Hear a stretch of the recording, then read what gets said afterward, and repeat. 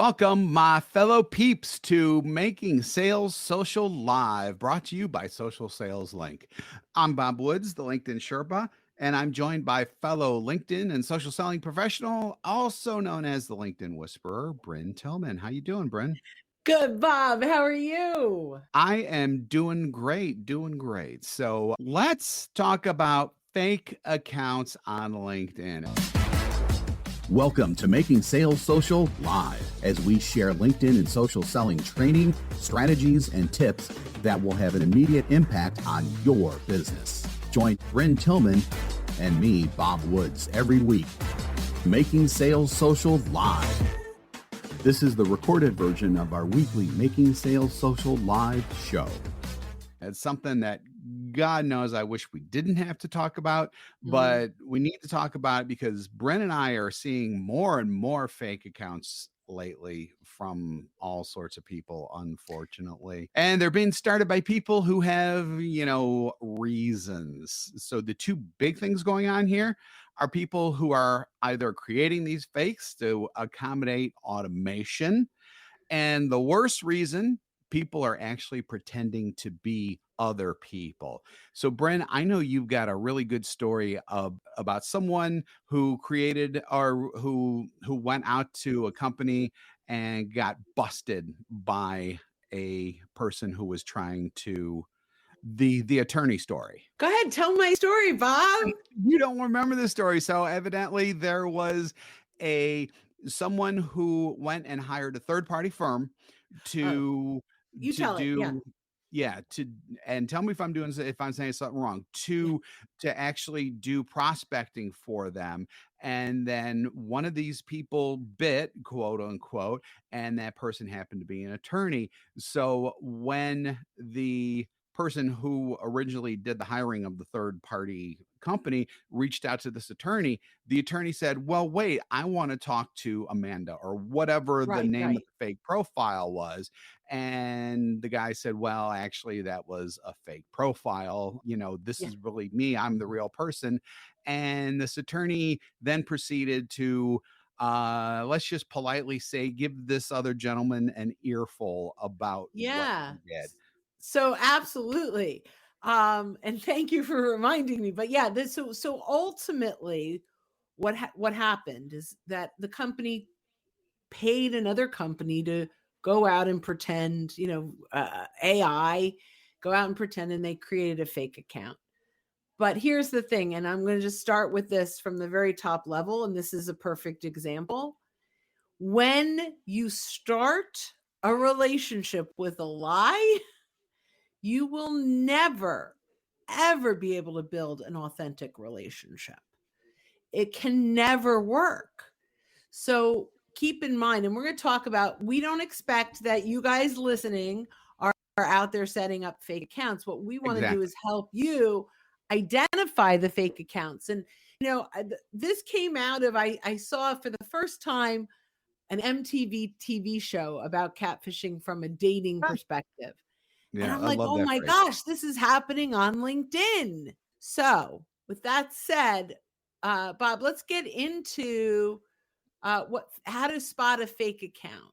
So we've got 5 ways that or 5 things that you can essentially identify a fake account. So the first one is if the profile photo, so in other words, the photo of the person on the profile looks just too good to be true. I mean, a very unrealistic good model quality photo, you know that it's probably fake. And that's not to say that there aren't good looking people out there who have photos who are real people. It's just, as it's They're one of those things where it's airbrushed. like, right, yeah, they look airbrushed. If you just look at it and go, okay, that person just really doesn't look real. What you can do is you can use Google reverse image search. If you see like other places where that photo appears, especially in photo Adobe. stock sites like Yeah, Adobe or Pixlr or any of those types of things, you know that it's is a fake fake. That's profile. a big one. That reverse image is great. The other thing, from a woman's perspective, military men that are reaching Ah, out From a man's perspective, it's the beautiful Yep. woman that's airbrushed. But I can't tell you how many military men reach out to me to connect. And I'm like, Wow. you're really not, if you're in the military, active especially, you're not really using LinkedIn. And why would you reach out to me? So yeah, Yep. keep that in mind. That's a big one. Not to say that if a military man reaches out to you, if he checks all the other boxes, it might be Yep. fun. It might be fine. Yeah. And So that's the what's same the thing with next those. box to Yeah. look at? The next box to look at is the opposite end of that. So the opposing view to that. If the profile picture on the profile is like fuzzy or the subject is so far back in the photo that it's like, is that a real person? Is that a mannequin? Like that type of thing. That also might be a fake profile. The fuzzy profiles, really tiny profiles, all pictures, all of those things are definitely a fake. See, now I'm all flustered. Number 3. So, and this involves more of the whole profile in general, not just the photo. So, 2 things, and there's actually even a third here. A, you don't know them. B, they have fewer than 100 connections. And if you get both of those together, I also have a further qualifying factor if they don't have any mutual connections to you, because how the heck would Absolutely. they find you otherwise? So that is another good indication that it's probably fake. It may not be fake. So there's always that caveat. It Well, may not can be. I share? Chances are good. So what you can do is you can actually reply to them before you accept the connection Yep. request. Looking to up your LinkedIn game? The Social Sales Link team has you covered with our LinkedIn Sales Accelerator, a guided social selling program that includes training, coaching, and so much more. Visit socialsaleslink.com/in for more details. Again, that's socialsaleslink.com/in.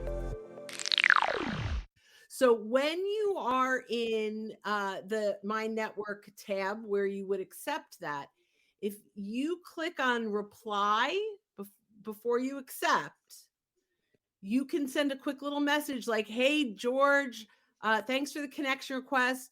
I'm curious, how did you find me?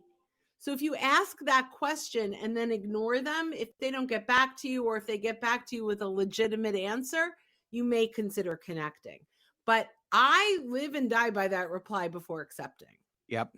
That is a crucial thing to have. And hopefully LinkedIn will keep on having it. So the next one is, and actually this is something that you really need to evaluate if you're going to use this as a potential qualifier. So they have the same photo on every social media platform, which I have that going on myself. There are a lot of people who actually do have that because they want uniformity among all of their socials.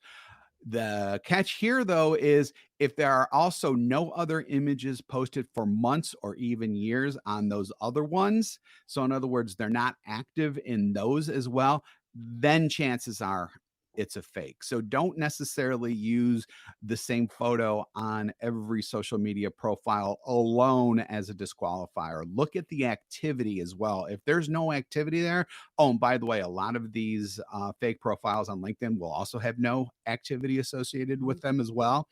Then it's probably a fake. Yeah, and especially if it's that model picture on every single Yes. and Yeah. every single profile.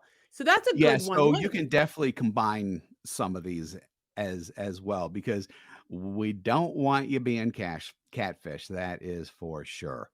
So the next one, number 5, their work history or alumni listings are Big one. suspicious. This Big is one. huge because anyone can connect to a company page or an alumni page without any vetting. So That's you true. can Yeah. theoretically say that you work for Microsoft and attach to Microsoft. And, if Microsoft doesn't catch it and a company's like the size of Microsoft, guess what? Probably ain't going to catch it. So this is a big thing that I want to talk about. If you look at a profile and it says Vice President L'Oreal, and there's no other work history, Yep. or graduated summa cum laude from some big Harvard. university, Yeah. and there's nothing else in here, and they have 3 connections and you're number 4, but you'll notice they've got these big roles in these fake profiles that are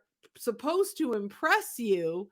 And then also you'll look like vice president is lowercase, or, they've got this really, they graduated from Harvard, yet there's grammar mistakes everywhere. So you want to look at that alumni and that work history. That's a big one, identifying a fake profile. Yeah, especially when there was one that actually we caught, and actually our friend Gunnar Hood caught in one of our classes last week, where the photo was majorly sus. The the headline and their position was very similar to what Brennan said. And then you can tell when you went through like the alumni and through the companies that this person supposedly worked for, and this is something else you can look for too. It looks like that they just copied and pasted directly from websites without adding anything else, or it just, it reads very generic, very robotic because it comes from the websites. So, those should So, also raise major red flags in your mind as well. yeah, this is something I didn't know about. So Lisa states, if you have any questions about a company, be sure to check the Secretary of State for the state they claim they're Yeah. in. Yeah, I that's a did great not know that. suggestion. So we That's a will look into fantastic that as suggestion. a Yep. great thing. That won't So help you with individuals, but that will help you with companies if the individual looks sus and also the company is like, "Okay, I don't get this." Yep, absolutely. yeah, and another thing I want to throw in that's not necessarily in our list, but the incomplete profile. If they Yeah. really have almost nothing on it, you have to think, why are they reaching out to you? Yep. If they don't know you, you may not have shared connections, they haven't engaged on your content. How did you get to be number 7 when they're halfway across the world? So, a lot of, just use some common sense suspicion with a lot of these.